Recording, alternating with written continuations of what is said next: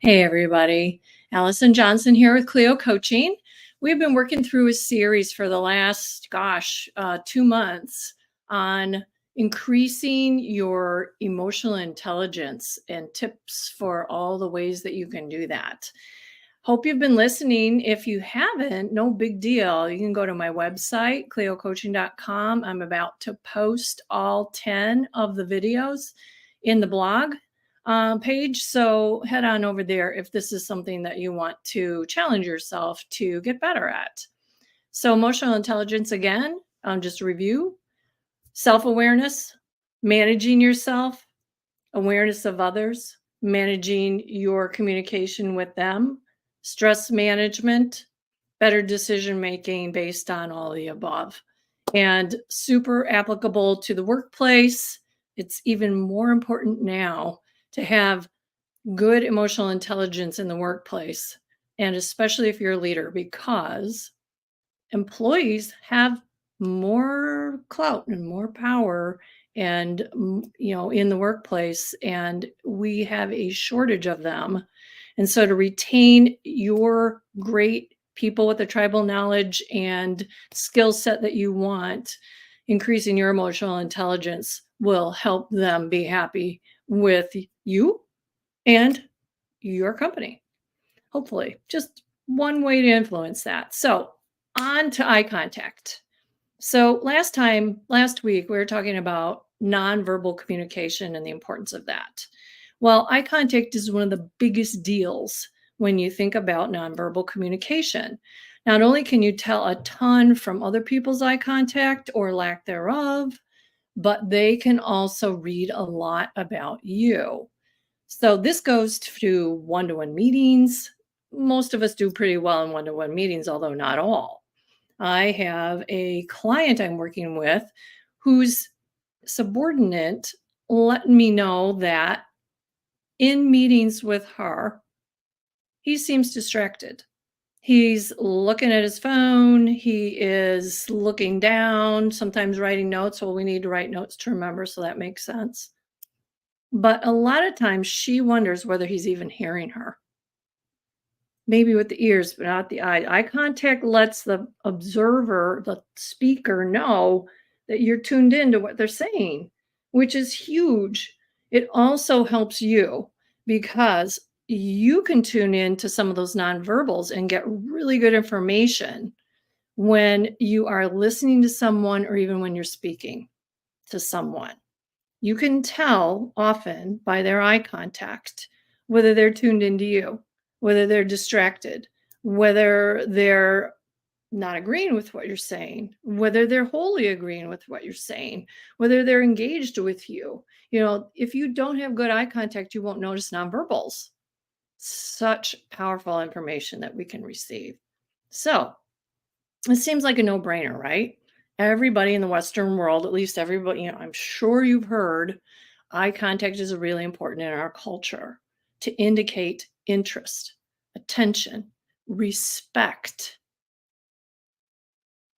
Think about times where you have been on the receiving end of someone with poor eye contact. Didn't you wonder whether they even cared about what you were saying or were even listening? Again, two things. Think about your kids. Now, this goes to everything I'm talking about emotional intelligence goes to our personal lives too. So if you think about your kids, how often have you said to them, look at me, look at my eyes when you're trying to get their attention? Or if you've ever tried teaching or, even storytelling to a room full of kids, if they're looking at you, they're listening. If they're not looking at you, they're fiddling around with things and tuned out. You can tell so much. It's the same thing in your meetings. If you make it a practice to notice, even in virtual meetings, looking at the people on the gallery view, for instance, who's got eye contact with what's going on and with on the screen, with the speaker, with the slide, and who doesn't. And that can be very valuable information. So I don't want to harp on this for too long because it seems like a no-brainer.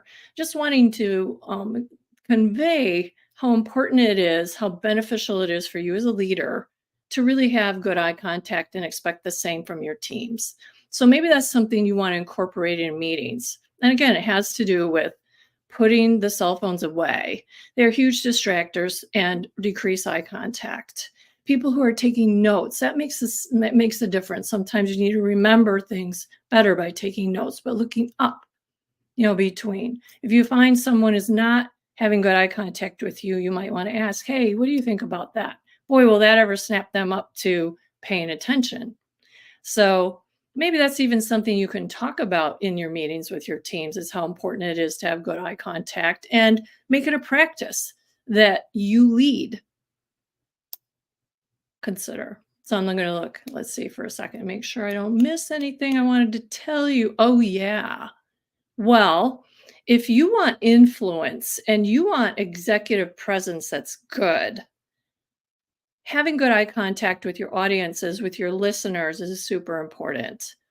Just think about leaders who don't seem to care when you're talking, and because we consider poor eye contact an indicator of someone not listening, someone not caring about what you're saying. That may or may not be true, but think about your influence when you are looking at speakers, when you're looking around the room, when you give your opinion with good eye contact. That conveys good executive presence. So there's another really important reason to level this up. So the way you can do that, I'm going to challenge you, or give you a practice tip if that language is better for you. So a practice tip is pick one meeting a day, and maybe with more than one person, because that's harder to maintain eye contact with the group. And practice this. Just notice other people's eye contact or lack thereof. Notice what you see when you're paying attention to others in the room, giving them eye contact. See how that works for you. What you might be missing out on is something that you don't even know you're missing. So it'll help your relationship so much. Work, outside of work, whatever.